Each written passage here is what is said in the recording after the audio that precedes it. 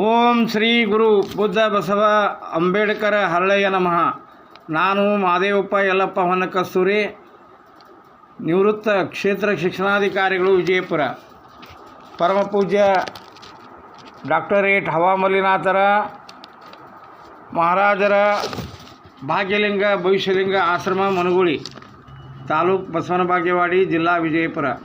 ಶ್ರವಣ ಮಾಡುತ್ತಿರುವ ಎಲ್ಲ ಸದ್ಭಕ್ತರಿಗೆ ನನ್ನ ಶರಣಾರ್ಥಿಗಳು. ಇಂದು ನಾನು ಮನಸ್ಸು ಎಂಬ ವಿಷಯದ ಮೇಲೆ ಒಂದೆರಡು ವಿಚಾರಗಳನ್ನು ಹಂಚಿಕೊಳ್ಳುತ್ತಾ ಇದ್ದೇನೆ. ನಾವು ಬೆಳಗ್ಗೆ ಎದ್ದ ಕೂಡಲೇ ನಮ್ಮ ಕರ್ಮಗಳನ್ನು ಮಾಡಿಕೊಂಡು ಶುಭ್ರ ಸ್ನಾನ ಮಾಡಿಕೊಂಡು ಮನಸ್ಸನ್ನು ಭಗವಂತನ ಕಡೆಗೆ ದೃಢೀಕರಿಸಿ ಸ್ಥಿರಗೊಳಿಸಿ ಪೂಜೆ, ಪ್ರಾರ್ಥನೆ, ಜಪ, ತಪ, ಧ್ಯಾನ ಪ್ರತಿನಿತ್ಯ ಮಾಡಬೇಕು. ಅವನು ಕೊಡುವ ಕಷ್ಟಗಳನ್ನು ಎದುರಿಸಿ, ಆ ಶಿವನು ಕೊಡುವ ಕಷ್ಟಗಳನ್ನು ಎದುರಿಸುವ ಶಕ್ತಿ ಸಾಮರ್ಥ್ಯ ಕೊಡು ಎಂದು ಬೇಡಿಕೊಳ್ಳಬೇಕು. ಒಳ್ಳೆಯ ಆಚಾರ, ಒಳ್ಳೆಯ ನಡೆ, ಒಳ್ಳೆಯ ನುಡಿ, ಒಳ್ಳೆಯ ಭಾವ ಕೊಡು ಗುರುದೇವ ಎಂದು ದಿನಂಪ್ರತಿ ಪ್ರಾರ್ಥಿಸಬೇಕು. ಪೂಜೆ, ಪ್ರಾರ್ಥನೆ, ಜಪ, ತಪ, ಧ್ಯಾನ ಮಾಡೋದರಿಂದ ನಮ್ಮ ಮನಸ್ಸು ಹಗುರವಾಗುತ್ತದೆ, ಮನಸ್ಸು ಪ್ರಶಾಂತವಾಗುತ್ತದೆ. ಅಂದರೆ ತನ್ನನ್ನು ತಾನು ನಾವು ಅರಿಯಬೇಕು. ಆದರೆ ಶರೀರದಲ್ಲಿರುವ ಇಂದ್ರಿಯಗಳು, ಕರ್ಮೇಂದ್ರಿಯಗಳು ಅವು ಕುಚೇಷ್ಟ ಮಾಡುತ್ತಲೇ ಇರುತ್ತವೆ. ಬೆಳಗ್ಗೆ ಒಂದು, ರಾತ್ರಿ ಒಂದು, ಹೀಗೆ ಕುಚೇಷ್ಟಗಳಿಂದ ನಮ್ಮನ್ನು ಅಧೋಗತಿಗೆ ತಳ್ಳುತ್ತವೆ. ಹೀಗಾಗಿ ನಮಗೆ ಸುಖ, ಶಾಂತಿ, ಮನಃಶಾಂತಿ ಸಿಗೋದಿಲ್ಲ. ಇಂದ್ರಿಯಗಳಿಂದ, ಕರ್ಮೇಂದ್ರಿಯಗಳಿಂದ ಸಿಗುವ ಸುಖ ಅದು ಕ್ಷಣಿಕ ಎಂದು ತಿಳಿಯಬೇಕು. ಅದಕ್ಕಾಗಿ ಶಾಶ್ವತ ಸುಖವು ನಮ್ಮದಾಗಬೇಕು. ಅಂದರೆ ಇಂದ್ರಿಯಗಳ ಹತೋಟಿ ಜಪ, ತಪ, ಪ್ರಾರ್ಥನೆಗಳಿಂದ ಆಗುತ್ತದೆ. ಇಂದ್ರಿಯಗಳ ಹತೋಟಿಯಿಂದ ಮನಸ್ಸಿನ ಹತೋಟಿ ಆಗುತ್ತದೆ. ಚಂಚಲವಾದಂಥ ಮನಸ್ಸು ಅದು ಮರ್ಕಟ ಇದ್ದ ಹಾಗೆ. ವಿಶ್ವಗುರು ಅನ್ನಬಸವಣ್ಣನವರು ತಮ್ಮ ಒಂದು ವಚನದಲ್ಲಿ ಹೇಳುತ್ತಾರೆ,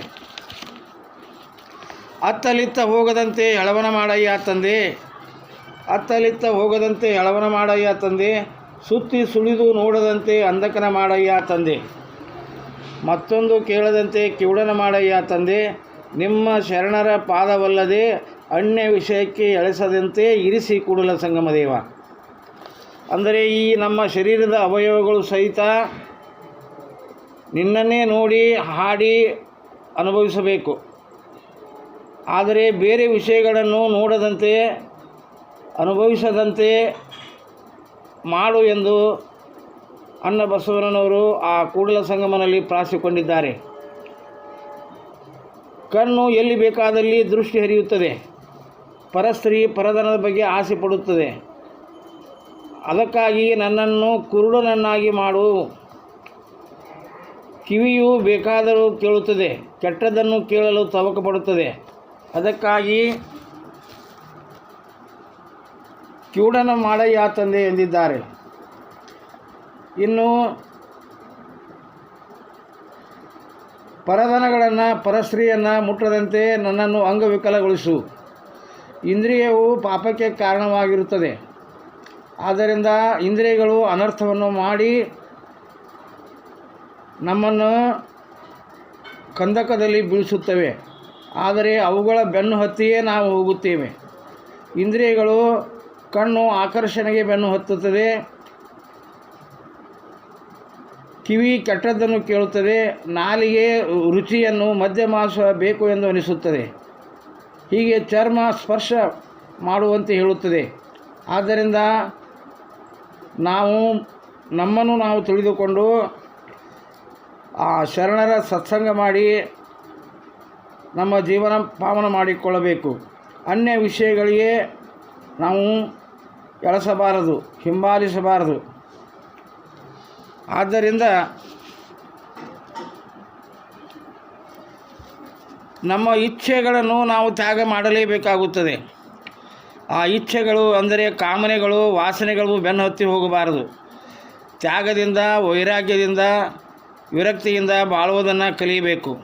ಅಂದಾಗ ನಮ್ಮ ಮನಸ್ಸು ಹತೋಟಿಯಲ್ಲಿ ಇರುತ್ತದೆ. ಮನಸ್ಸು ಪ್ರಶಾಂತವಾಗಿ ನಮ್ಮಲ್ಲಿ ದೈವಿ ಗುಣ ಬರುತ್ತದೆ. ಆಗ ನಾವು ಪರಮಾನಂದವನ್ನು ಅನುಭವಿಸುತ್ತೇವೆ.